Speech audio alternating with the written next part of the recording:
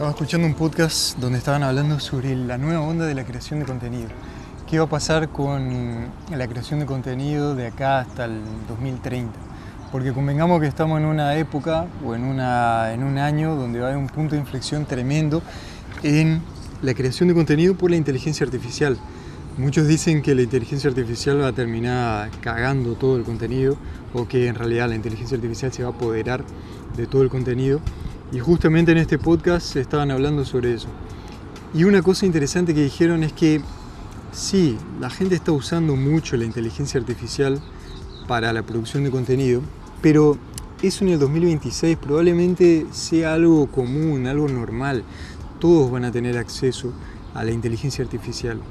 Entonces, automáticamente cuando una herramienta pasa a ser mainstream, o sea, una herramienta pasa a ser algo que toda la gente la puede usar, comienza a ser algo que no vale tanto, o sea, comienza a ser aburrido.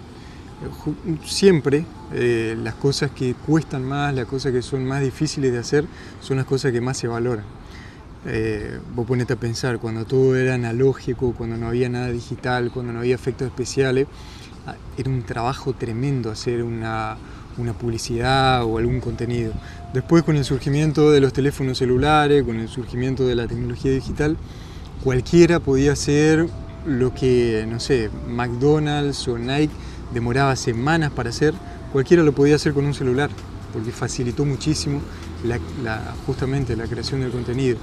Y bueno, ahora la inteligencia artificial está haciendo algo parecido, porque uno con la inteligencia artificial te ahorra muchísimo tiempo y vos podés hacer algo muchísimo más rápido. Ahora, hoy en día se valora muchísimo más algo que es analógico. La tecnología que se usaba o las técnicas que se usaban en los 70, en los 80, cuando no existía el digital, se valora muchísimo más. Y con la entrada de la inteligencia artificial se va a valorar mucho más todavía a la creación de contenido, a los creadores de contenido. Y justamente estaban hablando de eso que me llamó muchísimo la atención, porque un loco decía que él se manejaba con barreras de entrada. ¿Qué son barreras de entrada? Cuando todo el mundo comienza a tener acceso a la inteligencia artificial para producir contenido, la barrera de entrada comienza a ser nula. ¿Tá? Cualquiera puede producir contenido con inteligencia artificial.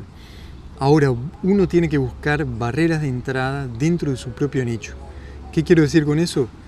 Uno como que tiene que buscar cosas que solamente uno puede producir y que no va a ser fácil de replicar por otras personas. Yo te doy un ejemplo con lo que yo estoy haciendo ahora. Yo produzco contenido mayoritariamente sobre ventas online, sobre marketing digital. ¿Y cuál sería una barrera de entrada que yo estoy haciendo? Es filmar en este paisaje, que yo vivo en Florianópolis. Entonces yo sé que no mucha gente tiene acceso a esto, no mucha gente tiene acceso a estos paisajes, entonces yo puedo automáticamente ahí poner una barrera de entrada. Para hacer un contenido como el mío, vas a necesitar venir a Florianópolis o vas a necesitar ir a un lugar donde haya paisajes lindos. Entonces es una barrera de entrada pava, pero que yo solamente la puedo usar, o en realidad alguien que está en mis mismas condiciones. Si yo voy y hago este mismo contenido en un estudio, cualquiera puede tener un estudio en la casa y puede hacer un contenido como el mío. Y eso me pareció que está bueno tenerlo en cuenta porque hace con que vos puedas aprovechar lo que vos tenés a mano. Las cosas y el diferencial que uno puede tener a mano y que eso te puede ayudar a escalar más y a tener más audiencia. Inclusive yo también hago videos que son un poco más elaborados, entonces también como yo conozco un poquito de filmación, conozco un poquito de audio, conozco un poquito de edición, yo intento poner a mis videos algo de eso y eso hace que también se diferencie un poco, es poner un poquito más de barrera de entrada. Si yo solamente me siento acá y comienzo a hablar a la cámara, cualquiera puede sentarse y hablar a la cámara. Ahora, hacer un video con varias escenas, con música, hacer un video dinámico, bueno, eso agrega un poco más de barrera de entrada para que no sea tan fácil hacer o replicar lo mismo. Y en ese podcast también estaban hablando sobre el futuro de la creación de contenido. ¿Cuál va a ser el futuro de la creación de contenido? Si todo eso va a ser relativamente fácil, relativamente...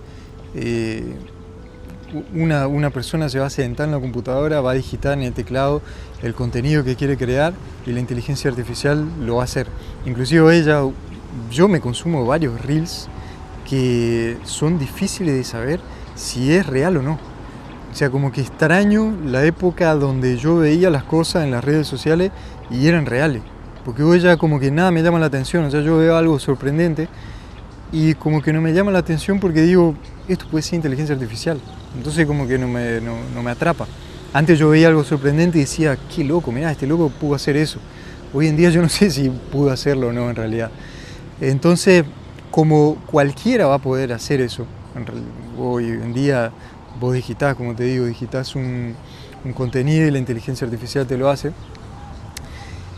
Estaban diciendo que el valor de los creadores de contenido va a estar en el creador en sí.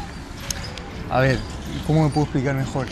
Hasta ahora el valor estaba en el producto, o en realidad la gente comenzaba produciendo contenido, y es lo que yo recomiendo que uno haga.